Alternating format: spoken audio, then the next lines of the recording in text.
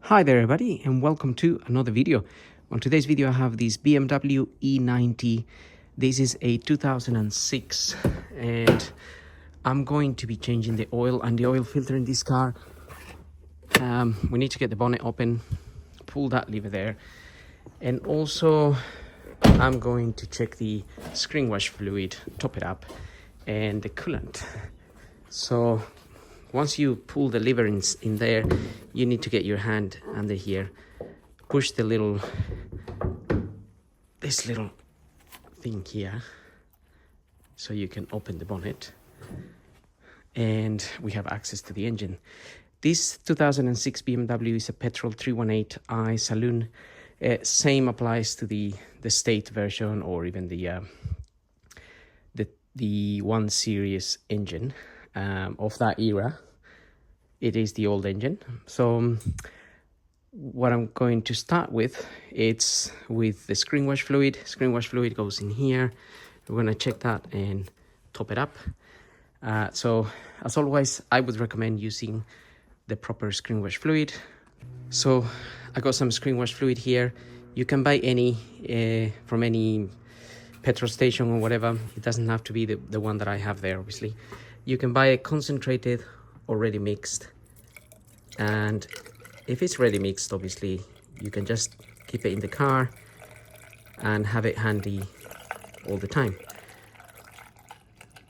So I recommend obviously using the correct fluid, because if you use just water and if the temperatures are freezing, that water will freeze inside the tank and you won't get any fluid coming out to clean your windscreen. And also, if that freezes and expands, it can damage your tank.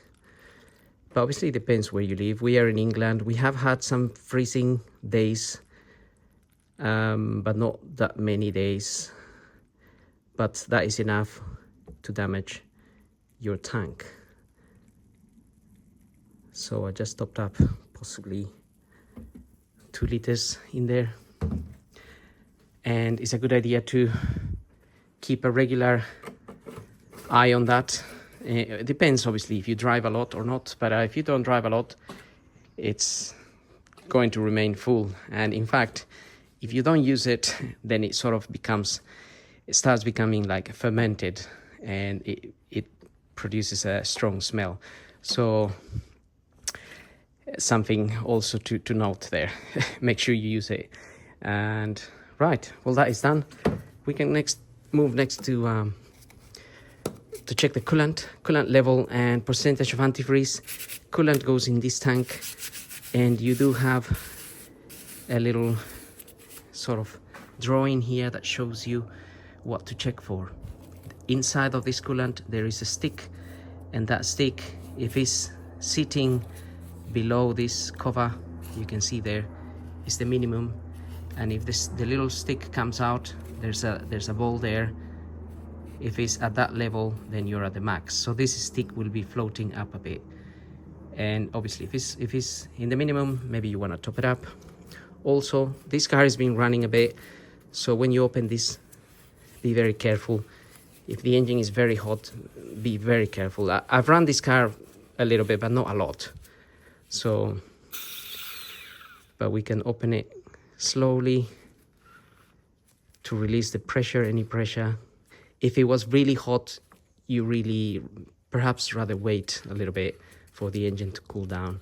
Otherwise, when you open it, I always press the cap down a bit and keep pressing it while I undo it to release pressure. But obviously you want to avoid any dramas, burning yourself, scalding. That would scald you really. You'll need hospital if you burn from that. Anyway, you can see the stick there. So this, it's sort of, if it was there, you'll be at the max. So it's kind of sitting halfway down, but it's not at the minimum. So that would be the minimum if it was level there, and that would be maximum.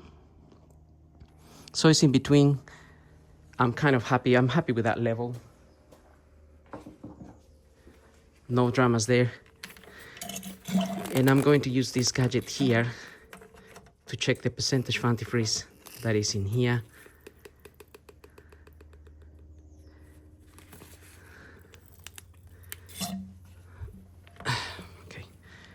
little gadget is getting a little bit old, but anyway, there's our antifreeze. It kind of looks a little bit pinkish, maybe you can see the color, but it's nice and clear, and it's showing me about minus 26, 27 there, which means the temperature outside would have to be minus 30 for this coolant to freeze. So if you are in Antarctica, North Pole, South Pole, maybe you will get those temperatures. So you would need obviously stronger antifreeze. But again, in the UK, we haven't really experienced those temperatures. So minus 25, 27, it's fine. I'm happy with that. So we can move on from this. If you found that this is all the way in and there's no coolant in there, then you need to investigate further. You may have a coolant leak somewhere, and that's what you need to look for. It could be coming from the water pump, radiator, anywhere really. So in this case, we're gonna close this now, and that is closed and shut. You wanna match the arrows here. You can see the two arrows, and then this doesn't move anymore. So it doesn't mean that is closed. That is not closed. That is closed. So as I was saying, if you had no coolant, then you have to look for a leak somewhere, or why that coolant is disappearing. It could be even burning, so that would be even more serious problems. But this is why we service the car every year and we check everything. But the coolant and screen wash fluid and obviously oil level, we check those things a bit more periodically through the year to avoid damage. Anyway, now I'm gonna move on to the oil and the oil filter. And on today's episode, I'm actually using this filter, which is a Napa filter. I didn't think Napa was making filters for BMWs as well, but they do make their own.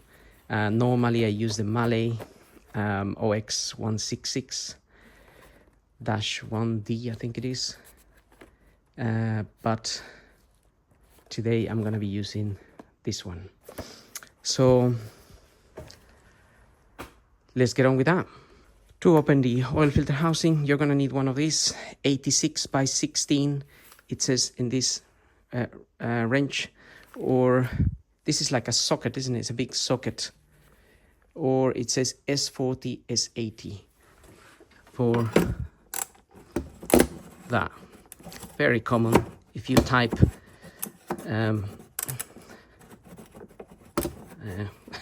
that's not fitting for whatever reason, but it should. So we'll have a look at that in a second. Right, this wasn't fitting in because there was this little clip in there that looks like it's broken. I'm not sure where that come from, but it was sitting on the side there, so we'll have to just report it.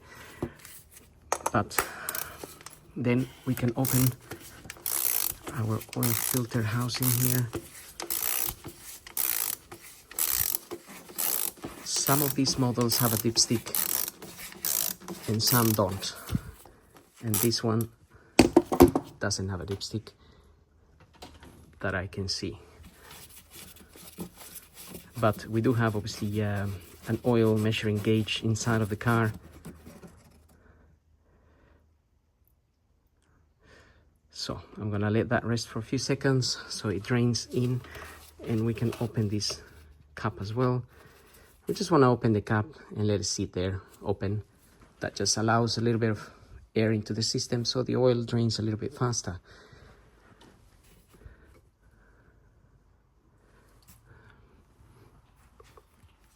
There's our oil filter. I'm gonna put it there so it drains a bit more. You can leave it there draining a little bit longer, it doesn't really matter. And afterwards, once you drain your oil, you can take it out. But it's a good idea to undo it obviously all the way before you drain the oil, because the oil in here only goes down when you open the filter, when you take it out. If you leave it tight, the oil that is in there remains there. So anyway, Now we can get the car up and drain the oil. So looking at the car from underneath, we have this little cover here we want to open. So if you turn that, that should open. That has a bit of oil in it, so that's why it came out very easily. Sometimes it's a bit difficult to turn that, and you need a big flathead screwdriver. And in there is the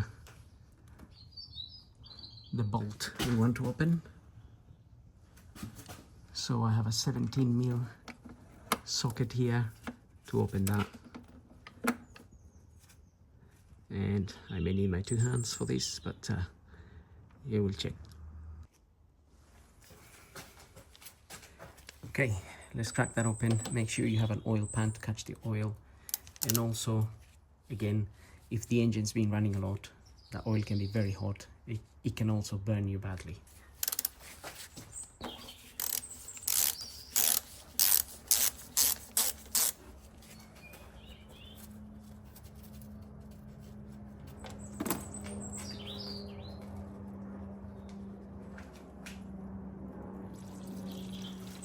Now we let that drain.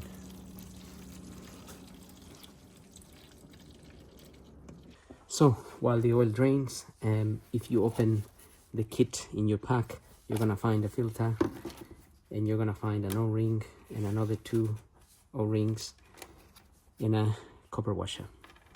So this is the bolt. Just change your old copper washer for the new one, and that is ready. And now we have the filter here, the old filter. You want to pull it out. It can be sometimes a bit hard to pull out, but in this case it just came out which is fine. It depends on the filter that you have, really.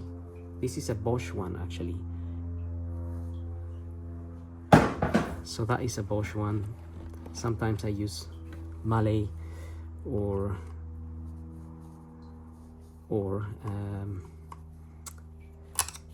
there is another make also, Hengst, but today we are using the Napa. So anyway, get these O-rings, old O-rings out.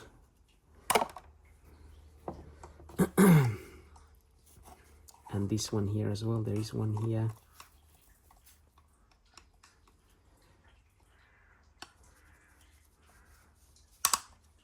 There it is.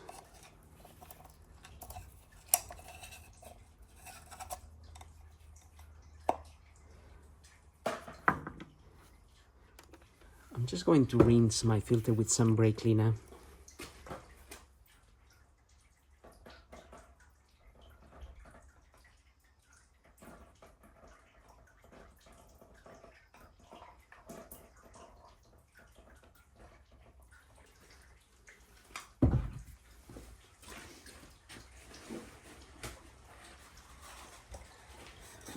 I meant to say the filter housing here.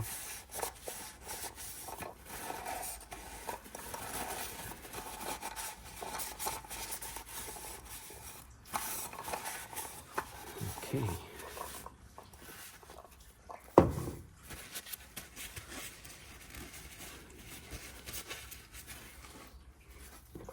Now we can fit our new O-rings. Make sure they go in the correct groove, so do remember where they came out from.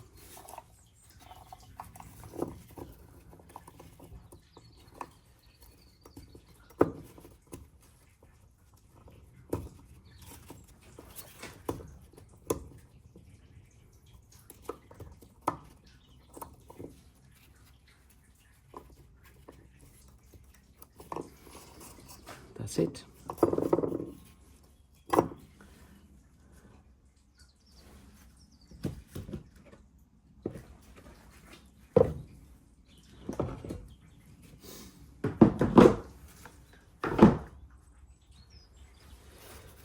I've got some multi-purpose grease here. I'm just gonna put around this O-ring here.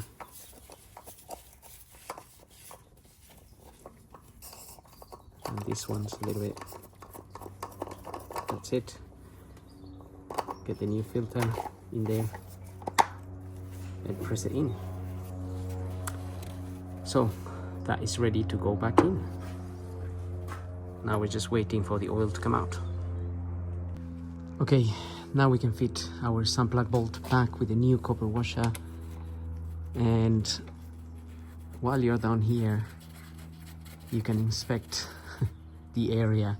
I can see there is an oil leak here because there is oil there. There's oil here. All this is wet. There is oil. If you look in here, there is oil all around. I have checked just now if the oil is coming from the top, because there's usually a vacuum pump at the back and that usually leaks. The rocker cover also leaks, but all of those have been fixed in this car, so there's no leaks coming from above. This leak is coming from the sump gasket, and the sump gasket replacement is quite a big job. So for now I'm gonna have to leave it, but it is a good idea to inspect where your leak might be coming from. Anyway, getting back to what we're doing is put your sun plug bolt back in there, put it in by hand all the way as much as you can, make sure it's not damaging anything, and then we're gonna tighten it. I would recommend that between 30 and 35 Newton meters. If you have a torque wrench, use it. If you've never done this before, obviously be careful. You don't want to damage your sump or the bolt. If you damage the bolt, fair enough, you can replace it, but if you damage the sump, then it's a huge job. So just take it easy. Don't over tighten that bolt. There's no need to. The copper washer is very good at creating a seal. So I'm gonna tighten that and then close this little cover and lower the car, and we can put some oil and the filter. One thing I forgot to mention, make sure you rinse the area once you finish doing your job down here. If you've tightened your bolt, because you may see there is oil around there, and if you rinse it, basically you leave it nice and clean as it was, then when you check it again next time, if there is a little bit of wetness or any oil dripping, you will be able to tell if you left it clean. If you left it obviously not clean with oil around it, you won't know if it's leaking or not. So it's a good way of knowing how much you tighten your little bolt there. And now we can close that and lower the car. Right, time to fit our new filter. Get it in there. Again, try to put it in a little bit by hand.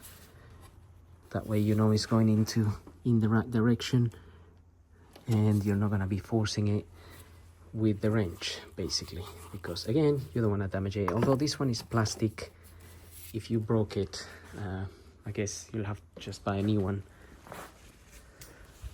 But just avoid breaking anything. That's the best way.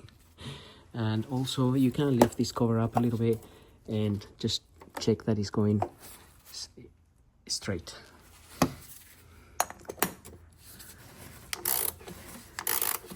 And now on top of that cover, I can just remove this. On this cover is written 25 Newton meters. So they give you the force that you use to tighten this filter. Again, if you do this every day, you know. If you don't do this every day, you don't know, and you may damage it. So make sure you don't damage it, basically. If you're gonna service your car regularly, buy yourself a torque wrench. It's a good investment, and it will be useful for whatever you do, whatever little jobs you do. Right, now time for some oil. I'm gonna use 5W30. This car takes 4.2 liters. So 5W30, I'm using this Motaquip make. I'm not sure where they make that, but I would recommend maybe using Castrol or Mobile Super 3000. 5W30 A3 B3, and well, 4.2 liters go in this car. I'm just putting the last bits. I already put the all the 4 liters, but you don't need to see me putting in 4 liters there. So I just wanted to show you that oil goes in there.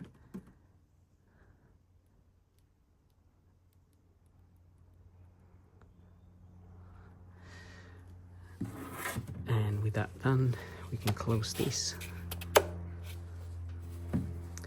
So the last thing to do here would be to get the car running, and since we don't have a dipstick, we can't really check. The dipstick would normally be on this side, but there isn't one, so we'll have to get the car running, warm it up, and then check the oil amount here in the computer. Let me get this on.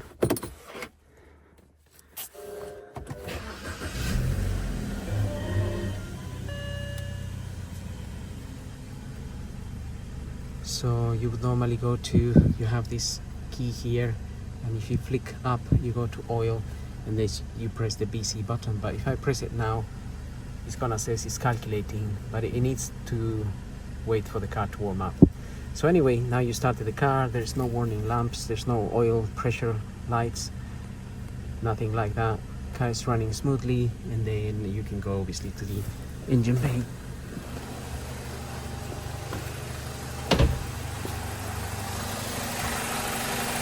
Check that everything is okay, sounds nice and sweet.